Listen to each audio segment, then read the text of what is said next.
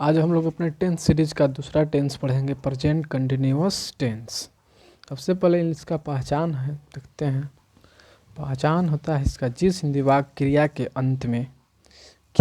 अंत में क्या देखते हैं, रहा है, रही है, रहे हैं, रहे हो, रहा हूँ, रही हूँ इत्यादि। इन्हीं में से कोई एक रहता है, जैसे रहा है, रही है, रहे हैं, रहे हो, रहा हूँ, रही हूँ इत्यादि रहे तो उसे प्रेजेंट कॉन्टिन्यूअस टेंस कहते हैं। प्रेजेंट कंटिन्यूअस टेंस कहते हैं। इस टेंस का एक और नाम है प्रेजेंट इम्परफेक्ट टेंस। जैसे वह विद्यालय जा रहा है, क्रिया के अंत में क्या है, रहा है। मैं खेत जोत रहा हूँ, क्रिया के अंत में क्या है, रहा हूँ। तुम खाना खा रहे हो, क्रिया के अंत में क्या है, रहे हो। क्रिया यहाँ पर कौन सा है, जा रहा, जोतना और खाना। उसी से क्या हुआ है, जा रहा है, जोत रहा है, खा रहे हो। तो ऐसे टेंसों का अंग्रेजी अनुवाद करने के लिए सबसे पहले हम लोग रूल्स देखेंगे। तो रूल्स में क्या होगा, सबसे पहले हम लोग सब्जेक्ट लिखेंगे plus is am are plus verb लिखकर उसमें आईएनजी लगा देंगे प्लस अदर वर्ड लिख देते हैं। वर्ब आईएनजी को हम लोग V4 भी कहते हैं, यानी वर्ब में आईएनजी लगा देंगे तो उसको क्या बोलेंगे, V4। अब देखेंगे किसके साथ इज एम और आर का प्रयोग करेंगे। तो जानते हैं हम लोग कि ही, सी, इट, नेम तथा एक वचन यानी सिंगुलर सब्जेक्ट, ही से इट नेम तथा सिंगुलर यानी एक वचन सब्जेक्ट रहने पर इज का प्रयोग करते हैं। उसी तरह आई के साथ हम लोग एम का प्रयोग करते हैं। यू, दे, वी,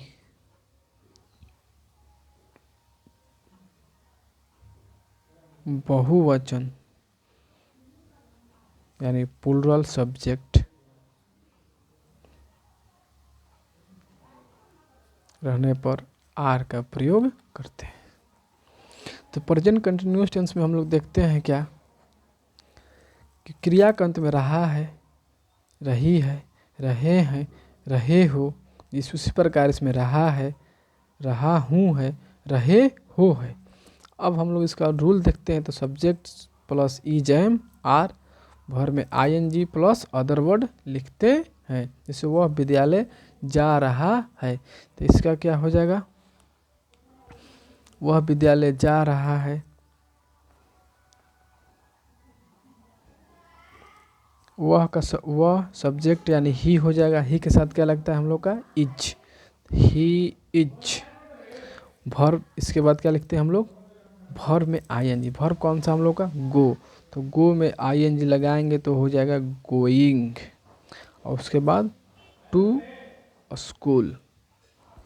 दूसरा हम लोग का है मैं खेत जोत रहा हूँ, मैं खेत जोत रहा हूँ यानी सब्जेक्ट कौन सा हम लोग इसमें, मैं क्या होता है, आई के साथ क्या लगेगा, तो एम, आई एम।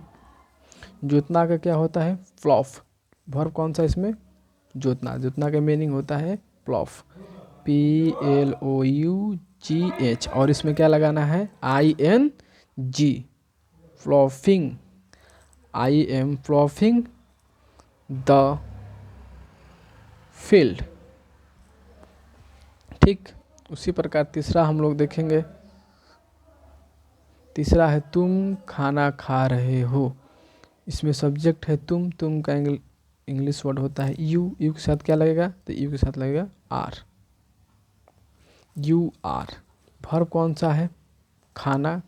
खा रहे हो वर्ब। तो इसके बाद वर्ब में आईएनजी यानी खाना का होता है इट, इसमें आईएनजी लगेगा ईटिंग, यू आर ईटिंग, और इस खाना का हो जाएगा food, you are eating food.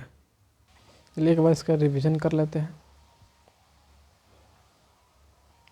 तो प्रेजेंट कंटिन्यूअस टेंस को पढ़ने के लिए सबसे पहले हम लोग को पहचान याद करना जरूरी होगा। पहचान में यह क्रिया के अंत में देखेंगे रहा है, रही है, रहे हैं, रहे हो, रहा हूँ, रही हूँ इत्यादि रहे तो उसे प्रेजेंट कंटिन्यूअस टेंस या प्रेजेंट इम्परफेक्ट टेंस कहते हैं।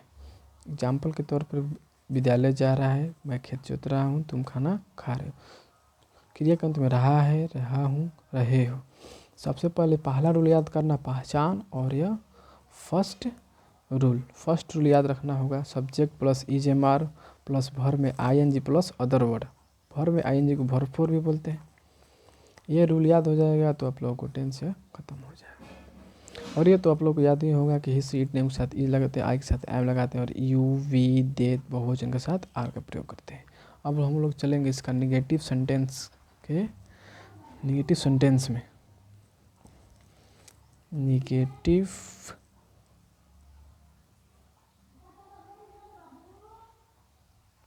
सेंटेंस में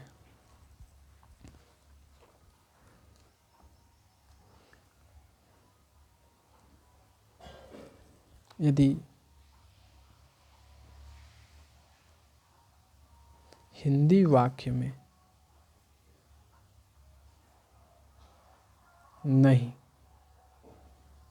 रहे तो, क्या नहीं रहे तो रूल नंबर 2 को फॉलो करते हैं। किसका? रूल नंबर 2 को हम लोग फॉलो करते हैं। सबसे पहले चलिए जैसे देख लेते हैं एग्जाम्पल। वह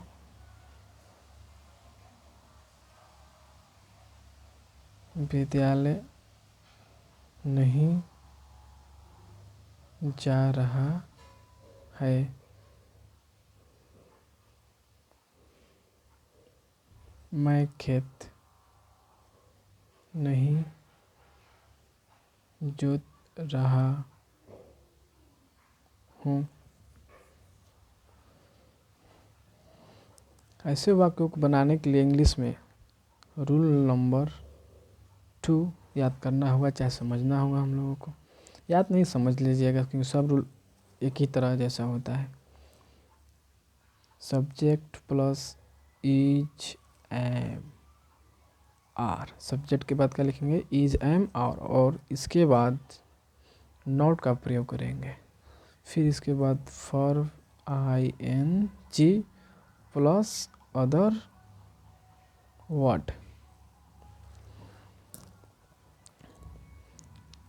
सबसे पहले सब्जेक्ट, उसके बाद इजेमार, और इजेमार के बाद नॉट। जस्ट पहले के रूल की तरह है, लेकिन बीच में इजेम और वर्ब आईएनजी के बीच में नॉट का प्रयोग हुआ है। ठीक है। इसका अंग्रेजी अनुवाद करने के लिए हम लोग ही इज नहीं का हो जाएगा नॉट। वर्ब है गो, तो गो में I N G, going to school.